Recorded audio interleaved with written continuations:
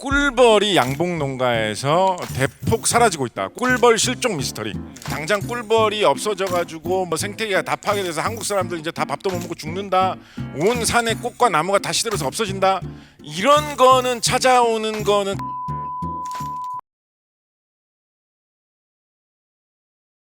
제가 사연을 좀 일단은 먼저 받아왔어요. 황예슬님이에요. 이 이름 같아서는 여자분 같죠, 그죠? 안녕하세요. 내년 4월 결혼을 앞두고 있는 예비 부부입니다. 저는 어릴 적부터 기후 위기에 관한 다큐, 교육 등을 꾸준히 체험하며 심각성을 깨닫고 있어요. 하지만 예비 신랑은 저와는 좀 많이 다르네요. 용변 볼 때 휴지도 한 롤의 절반을 쓰고 에이, 말도 안 돼. 그 골 사이로 들어가나? 물티슈도 기본 2장씩 쓰고요. 조금 더러워지면 바로 버려요. 설거지할 때 음식물이 완전히 그릇에 없어야 설거지를 시작해서 물을 많이 씁니다. 분리수거도 제 기준 많이 부족해요. 자기야, 우리 환경도 생각해야지 하면 내 맘대로 똥도 못 사냐? 잔소리로만 여겨요. 이번 기회에 현실을 직시했으면 합니다. 적어도 전문가의 의견은 잔소리로 여기지 않을 테니까요. 저는 이 갈등에서 황예슬님 편입니다. 황예슬님의 뜻을 좀 강하게 관철시켜도 좋을 것 같아요. 왜 이렇게 제가 좀 단정적으로 얘기를 하냐면 기후 변화에 관련된 여러 가지 뭐 대책이나 우리가 할 수 있는 행동 중에 뭐 좀 쉽게 말하면 꼭 먹고 알 먹고 식의 대책들이 있어요. 일석이조잖아요. 휴지를 한 번에 뭐 반롤씩 저렇게 안 쓰고 아껴서 쓰면 결국은 휴지값이 절약되니까 나한테 경제적으로도 이익이에요. 맞아요. 그죠? 예, 그렇겠죠. 분리수거를 잘하면 네. 쓰레기 봉투에 담아야 될 쓰레기가 줄어들기 때문에 결국은 쓰레기 봉투 값이 덜 들어서 나한테도 이익이에요. 나도 돈 버는 길이에요. 나도 이익이 되면서 기후 변화에도 도움이 되는 되고. 그런 길이에요. 이런 게 사실 세상에 꽤 많이 있어요. 예를 들어서 뭐 집을 짓는데 건축물을 시공을 하는데 네. 잘 지어가지고 여름철에는 맞바람이 잘 치고 겨울철에는 햇빛이 잘 들어서 따뜻한 집을 짓는다. 그러면 나도 시원하게 지낼 수가 있고 연료비 덜 들고 냉방비 덜 드니까 돈 벌어서 좋잖아요. 좋죠. 그러면서 냉방비, 난방비가 안 들고 연료를 덜 태워도 되니까 이산화탄소 배출을 덜 해가지고 기후 변화에도 도움이 되는 꼭 거예요. 먹고 알 먹고네요. 이런 꼭 먹고 알 먹고식 대책은 가능하면 하는 게 맞습니다. 기후 변화 대책들 중에 이거는 돈도 많이 들고 뭐 힘들기만 하고 그렇지만 어쩔 수 없이 뭐 이거는 기후 변화 막기 해야지 이런 것도 있거든요. 근데 그게 아니라 이런 거는 꼭 먹고 알 먹고식 하면 하는 만큼 돈으로 돌아오는 이익이 되는 거기 때문에 황예슬 씨 얘기 그렇습니다. 맞다. 그렇습니다. 그렇습니다. 예. 자, 이분 혹시 여기 오셨을까요? 황예슬 씨. 황예슬 씨 오셨나요? 안 오신 것 같아요. 예, 아마 부부 싸움을 하고 있는 것 같습니다. 두 번째 사연 보겠습니다. 두 번째 사연. 자, 김유미 씨 사연 뽑아봤습니다. 김유미 씨. 미래 사회에는 식량 부족을 가장 큰 위기로 생각하는 남편이 첫째는 중2입니다. 첫째에게 농업대에 지나가는 것을 권유하고 있습니다. 명문대를 목표로 해도 해외파에 밀리는 시대에 이게 말이 되는 이야기인지 남편의 주장에 대한 전문가의 의견이 궁금해요. 기후변화의 시대에 유망한 일자리는 무엇인가요? 회사에서 관련 업무를 하셨던 교수님께서 좋은 의견이 있으시면 좋겠네요. 기후변화 시대 유망한 일자리라고 하면 이건 정말로 현실 그냥 솔직하게 좋은 얘기 할 수도 있죠. 예를 들어서 뭐 환경공학을 하셔야 됩니다. 뭐 이런 얘기 할 수도 있죠. 그런데 정말로 제가 솔직하게 말씀을 드린다면 기후변화 시대에 상당히 유망할 수 있는 일자리가 변호사입니다. 변호사. 소송이 많이 일어나는 거예요. 기후변화 시대에 우리가 상상도 하지 못할 여러 가지 소송거리들이 닥치게 될 겁니다. 여러분 그런 거 아세요? 기차 철도의 철길의 온도가 64도를 넘으면 기차가 운행을 KTX 같은 경우에 운행을 안 한다 이런 거 들어보셨어요? 운행 안 해요. 실제로 그렇다고요? 실제로.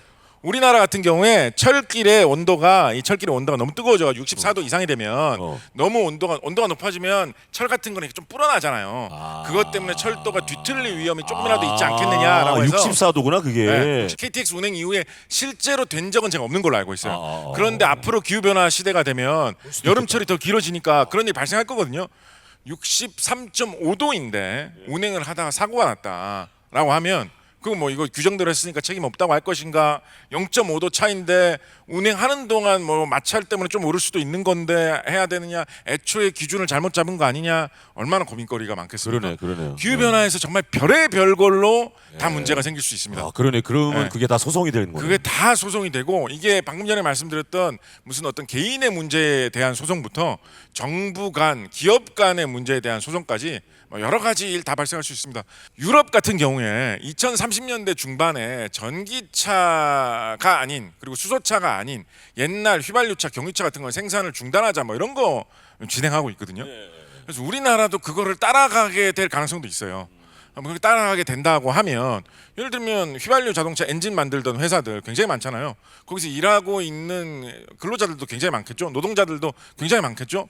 이런 분들은 야 갑자기 저 나라에서 정책을 이렇게 바꿔버리면 우린 뭘 먹고 사냐. 그러니까 예. 이런 게 사실 갈등 요소. 근데 정부에서는 또 나름대로 근데 기후 변화 때문에 이제 휘발유차 좀 줄여야 된다. 어떡하냐. 이런 건 다 갈등 요소고 소송 요소거든요. 이런 게 도처에 도사리고 있습니다.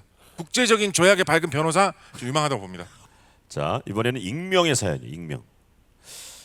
딸에게 결혼 안 하고 해도 이런 기후 위기 시기에 결혼을 하거나 아이를 낳으면 이거 뭐하러 결혼을 하냐고, 애를 낳으면 뭐하냐고 해서 한바탕 싸웠습니다. 환경에 관심을 가지고 처음에 그럴 땐 보기 좋았는데 날씨가 맑으면 아이스 아메리카노를 먹으면서 테이크아웃 잔, 종이컵 이런 문제 때문에 스트레스를 받고요. 비가 오면 폭우 걱정을 하고 부정적인 이야기만 합니다. 지구가 망할 건데 저축은 해서 뭐하고. 제 딸 말처럼 회색빛 미래만 있는 걸까요? 제가 처음에 이런 얘기 좀 드렸었죠.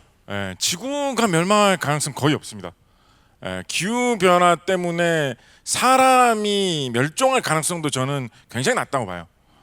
기후 변화 문제는 그런 게 아니라 사회적인 약자가 고생을 하고 고통을 받는 그런 문제가 더 가까이 있는 문제거든요. 그래서 뭐 모든 게 망한다, 모든 게 뭐 다 안 좋은 쪽으로 흘러간다. 이거는 저는 우리에게 닥칠 미래는 아니라고 봅니다. 기후 변화 때문에 혼란스러운 상황에서 사회의 약한 고리들을 어떻게 보살필 것인가, 그게 우리가 고민해야 되는 기후 문제, 기후 변화 문제라고 생각을 하고요. 근데 뭐 그거하고는 별개로 뭐 따님께서 뭐 그렇게 또 뭐 결혼이나 이런 문제에 관심이 없으시면 옆에서 또 괜히 뭐 결혼해라 뭐 이런 얘기하면 또 더 반감 생길 수 있거든요. 그럴 수 있어요. 그럴 수 예. 있어요. 예. 그럴 때 인연은 만나게 되니까. 그렇습니다. 예, 콩깍지가 빡 씌우는 사람 만나 봐야 또 이렇게 환경이고 기후 변화고 아무 느낌 없고 그냥 아니 사랑이 최고구나 이렇게 되는 그런 의외로 그런 쪽이 또 사람 만나는데 좋아요. 예를 들어서 뭐 요즘 뭐 플로깅 뭐 이런 식으로 말하죠. 플로깅, 뭐 줍깅. 쓰레기 뭐 예, 줍는 예. 행사 뭐 이런 거 같을 때 왜 뭐 제가 다니는 쪽으로만 계속 주우러 오세요. 뭐 이렇게 하다가 만나서 이렇게 서로의 사랑을 줍기 시작하고요. 왠지 쓰레기라도 여기서 주우면 향기가 나는 것 같아요. 뭐 이러면서 하다 보면 이렇게 지구를 생각하는 남자라면 내가 내 사랑을 해도 되겠다. 뭐 그런 이런. 식으로. 예. 자, 이제 현장에 있는 우리 부천 시민 여러분들 질문을 좀 받아볼게요. 제발 좀 해주세요. 저는 부천을 사랑하고 부천을 좋아하는 사실 집은 인천인데요. 제가 환경과 지구 미래에 대해서 많이 생각하게 된 결정적인 장면이 두 가지가 있거든요. 하나는 2000년대 여러분들도 아시겠지만 중반에 엘고 미국 부통령이 불편한 진실을 그 다큐멘터리 하나 했었어요. 그래서 그것을 보고 거기에 나오는 북극곰하고 빙하를 보면서 이 미래 기후가 우리한테 먼 얘기가 아니구나, 이런 문제가. 또 하나는 몇 년 전에 호주 여러분들 산불 아실 거예요. 호주의 산불이 거의 1년 내내 지속되면서 비가 오지 않아서 계속 산불이 번지는 경우가 있었는데, 또 여기는 코알라가 물을 먹는 장면 여러분들 아마 동영상으로 많이 보셨을 텐데, 작가님이 혹시 저처럼 이렇게 기후 변화랑 그 미래 이런 것에 생각하게 된 결정적인 이런 장면이 있는지 한번 여쭤보고 싶습니다. 저는 사실은 회사에서 환경 관련된 일을 꾸준히 했어요. 뭐 10여 년 했었는데, 그러다 보니까 이제 저 주변에 기후 변화 관련된 게 업무가 돼가지고 하시는 분들도 많았거든요. 그러다 보니까 좀 현실적인 데서 기후 변화 문제가 훅 들어온 적이 한 번 있었습니다. 이게 좀 묘한데, 기후 변화를 위해서 우리가 다 했어야 되겠다 이런 것보다 이게 진짜 쉽지 않은 문제고 해결하기 위해서는 굉장히 노력을 많이 해야 되겠다 생각한 게 뭐가 있었냐면, 이제 기후 변화에 대응하기 위해서 이제 석탄 화력 발전소 이런 거 하지 말고 뭐 태양광이나 풍력 이런 거 많이 하자 이런 얘기 하잖아요, 그죠? 근데 석탄 화력 발전을 하면 훨씬 더 싸게 전기를 만들 수가 있어요.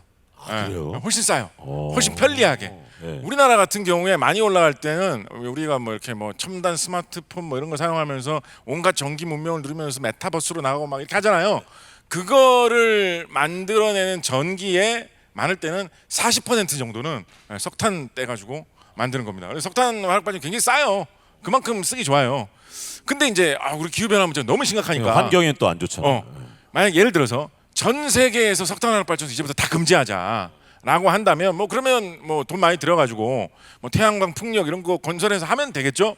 근데 선진국들은 돈이 많으니까 태양광 풍력 이런 걸로 쉽게 넘어갈 수 있어요. 근데 개발도상국 가난한 지역에서는 석탄 화력 발전도 지금 잘 못 지어가지고 전기가 없어가지고 다들 고생하고 있는데 전기 좀 쓰려고 하니까 이거 쓰지 말고 훨씬 더 비싼 거 쓰라고. 당신네 선진국들은 예전에 이런 문제 없었을 때 석탄 화력 발전소 펑펑 돌려가지고 다 쓰고. 전기 많이 쓰면서 발전해가지고 지금 돈 많이 벌어서 선진국이라고 하고 있으면서 이제 우리 차례 되니까 잠깐만 지금 지구가 너무 위험해져서 안 되겠다. 석탄 화력 발전소 쓰지 마. 이게 맞냐고 이렇게 따질 수 있잖아요. 그 얘기들은 또 맞는 얘기 같거든요. 그래서 이게 기후 변화 문제가 심각한데 이걸 해결하기 위해서 그냥 뭐 무조건 하지 말자. 뭐 무조건 네가 나쁜 놈 뭐 이런 식으로 해결되는 문제가 아니구나. 서로 도우면서 서로를 이해해가면서 굉장히 많은 좀 희생을 해야지만 되는 일이구나를 절감하게 돼가지고 그때부터 전 기후 변화 문제에 더 깊은 관심을 갖게 되었습니다. 그렇게 뭐든지 한 번에 변할 수는 없는 것 같다는 생각이 좀 들어요. 한 분 더 질문 받아볼게요. 시흥에서 온. 시흥이요? 네. 부천 시민은 안 계신 것 같습니다. 예. 아인슈타인이 꿀벌이 사라지면 4년 후에 인류가 멸종할 것이다라고 했는데 지금 꿀벌이 많이 사라지고 있거든요. 교수님께서는 소득층이 낮은 분들이 힘들 거라고 하지만 제가 느끼기에는 그렇지 않을 것 같다고 느끼거든요. 금년 연초에 우리나라에 그런 이야기가 많이 나왔습니다. 꿀벌이 양봉 농가에서 대폭 사라지고 있다. 꿀벌 실종 미스터리. 이런 사건이 사실은 심각하게 느껴질 수 있거든요. 왜냐면 일단 식물이 있어야 식물을 먹고 동물도 살 텐데 식물이 씨앗을 퍼뜨리면서 계속 자손을 이어나가기 위해서는 꽃가루를 맺게 해주는 꿀벌이나 나비가 활동을 해야지 꽃가루 맺으면서 될 거 아닙니까? 그렇죠. 그래서 이게 온 사회가 다 멸망으로 나가는 거 아닌가? 약간 이런 경각심을 줄 만한 사건이긴 했죠. 일단은 아인슈타인이 4년 이내에 뭐 꿀벌이 없어지면 인류가 멸망한다. 아인슈타인이 한 말은 일단 아니에요. 그게 이제 아인슈타인이 한 말이 아닌데 아인슈타인이 한 말이라고 오해받고 있는 대표적인 말 중에 하나입니다. 그리고 4년이라는 그 수치도 어떻게 뭐 계산돼서 나온 수치는 아닙니다. 그래서 뭐 그거는 그런데 근데 꿀벌이 만약에 없어진다면 생태계에 굉장히 큰 위기가 닥치는 거는 맞겠죠. 우리나라 같은 경우에 꿀벌이 과연 그렇게 많이 사라졌느냐? 그렇게 많이 사라지지 않았어요. 우리나라는 예를 들면 1960년대하고 지금하고 비교를 해보면 60년대에 비해서 지금 우리나라의 꿀벌 숫자가 훨씬 많아요. 엄청나게 많아요. 꿀벌 숫자는 누가 조사해요? 일단은 좋은 질문을 주셨는데 일단 우리나라에서는 양봉 농가를 통해서 통계를 수집을 합니다. 농가를 통해서 60년대에 비해서 우리나라 양봉 산업이 세계적으로 굉장히 잘 되는 편입니다. 그렇구나. 양봉 강국 중에 하나입니다, 우리나라가. 그래서 60년대보다 지금 우리나라 같은 경우에 꿀벌 숫자 훨씬 늘었어요. 그래서 이번 연초에 감소를 했다라고 하지만 그 기후 변화 영향도 어느 정도 있지 않을까 보고 있거든요. 감소를 했다고 하지만 막 걱정할 정도로 감소하지는 않았어요. 여기서도 마찬가지 문제입니다. 꿀벌이 감소한다고 해가지고 당장 꿀벌이 없어져가지고 뭐 생태계가 다 파괴돼서 한국 사람들 이제 다 밥도 못 먹고 죽는다. 온 산에 꽃과 나무가 다 시들어서 없어진다. 이런 거는 찾아오는 거는 가까운 미래의 일이 아니에요. 저는 그거는 가능성이 낮다고 보고 있어요. 일단은 그거 걱정 안 해도 되겠네요. 그런데 양봉하시는 분들은 무슨 날벼락이에요 이게. 양봉하시는 분들이 뭐 큰 차를 타고 다니면서 맨날 뭐 비행기 타고 놀러 다니면서 이산화탄소 많이 배출해가지고 그분들이 기후변화 일으켰습니까? 아니죠. 그분들은 그냥 꿀벌 기르는 일밖에 안 했는데 꿀벌 기르면서 찌찌가무시 위험에 노출돼 있죠. 실제로 정말 그렇거든요. 정말로 그래요. 피해를 오히려 입으시던 분들인데 그러니까, 이런 기후변화의 피해를 맞아서 지금 당장 빚더미에 올라앉은 거예요. 일자리를 잃었어요. 그래서 이런 분들의 고통에 대해서 우리가 어떻게 해결할 것인지에 대해서 가까이 있는 일부터 먼저 챙겨야 한다라는 게 제가 요점이었고요. 말씀하신 대로 좀 이렇게 약간 생각이 넓으신 분이라고 하신다면 좀 생태계라든가 우리 사회 문제를 좀 넓게 보고 뭐 이런 취약계층 챙기는 거 문제에 더하기 우리 사회 전체 생태계 전체를 위해서 기후변화 문제에 대해서 좀 더 다각적으로 노력할 필요가 있다라는 그 생각도 뭐 당연히 나쁠 건 없죠. 그렇게 생각합니다. 우리 곽재식 교수님 와주셨는데 박수 한번 주십시오. 감사합니다.